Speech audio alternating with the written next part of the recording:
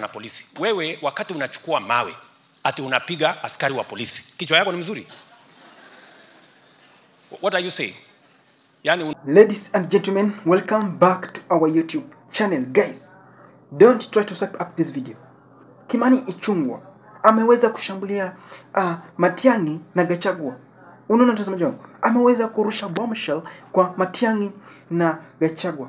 Unaona mtazamaji, hawawezi peleka William Samoei Arap Ruto, the president of the Republic of Kenya, one-term president, Kasongo Kaongo. Unaona mtazamaji wangu, and don't try to swipe up this video. Nataka watch video mpaka mwisho, kisha uniambie pale kwenye comment section unanitazama ukiwa maeneo gani. Na kama hujalike video, hakikisha umelike, na kama hii ni mara yako ya kwanza kupata video, hakikisha umesubscribe hapo chini na utakuwa mtu wetu wa maana zaidi. Hebu tazama. Mimi nataka niwaambie, kama unataka kushindana na William Ruto ako na the bottom up economic transformation agenda as his agenda for Kenya. Wewe kama unataka kushindana na yeye, sio kushikana wanaume sijui wangapi, na kazi yenu ni siasa ya chuki, siasa ya fitina, siasa ya kugawanya wa Kenya, siasa ya kueneza ukabila na kueneza chuki Kenya. Kama unataka kushindana na William Ruto, sababu hiyo ndio demokrasia, tafuta agenda na mpango wa kazi, uzia wa Kenya sera zako. Uambie William Ruto ako na universal health coverage, wewe uko na nini?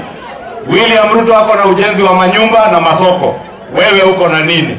William Ruto ako na mambo ya kuinua mama mboga na watu ya boda boda, wewe mpango wako ni gani? Lakini unaona wale siku hizi ni kuungana kwa nyumba ya mtu, ukiwauliza agenda yao wanasema Kasongo, ukiwauliza ingine Zakayo. Hakuna mtu atashinda uchaguzi kwa siasa ya chuki ama ya matusi. Utashinda uchaguzi kwa sera na mpango.